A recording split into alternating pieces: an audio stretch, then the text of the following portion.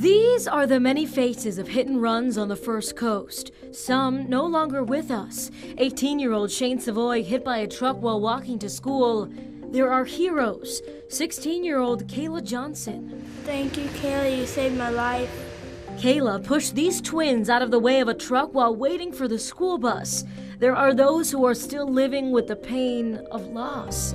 Orly Ohian was hit and her mother killed after walking to Yom Kippur service. And some are living with the physical pain of not knowing who did this. As far as walking, yeah, I should be. Running, probably not.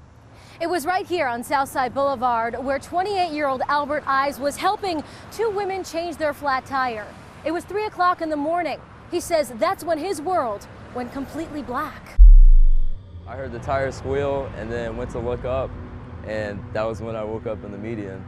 Then the sound of sirens.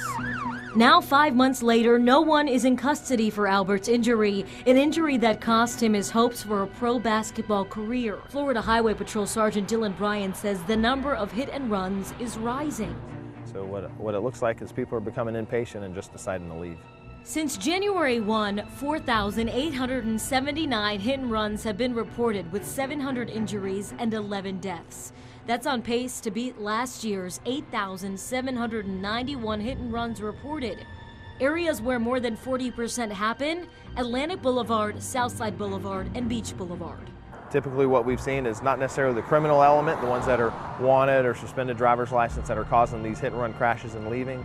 It's the average citizen that are, going from point A to point B. In Florida, leaving the scene of an accident involving property damage could mean 60 days in jail. Leaving an accident that results in death, 30 years behind bars. Amanda Venson saw this firsthand. I was just driving down Beach Boulevard, and I looked up ahead and I saw a white SUV move across several lanes of traffic, run up onto the curb and hit a construction worker that was working on a sign. I saw him fly through the air and land on the pavement several feet away.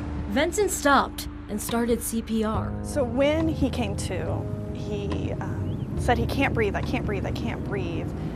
And I said, well, if you're talking, you're breathing. He said, well, don't let me die, don't let me die. But leaving the scene is getting tougher in Duval County. Why? These cameras. And while our cameras were rolling, these two men crossed busy Southside Boulevard. Florida Department of Transportation is serious about traffic safety and pedestrian safety. FDOT planted this pedestrian crosswalk on San Jose and Haley Road after Orly's accident. And as the public gets concerned about certain areas, we will contact our engineers, we will contact our traffic operations folks, our maintenance folks to look at the timing of the lights. But Tittle couldn't tell us if FDOT is looking into making changes in the worst areas, Southside, Atlantic, and Beach Boulevard.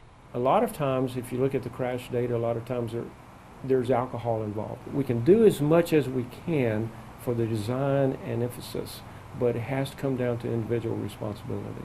For Ives, this info doesn't cut it. There were no cameras installed when he was hit back in June. Somebody out there knows this guy that hit me, and he knows he hit me, and he left me to die. Laura Queso, First Coast News, NBC 12, ABC 25.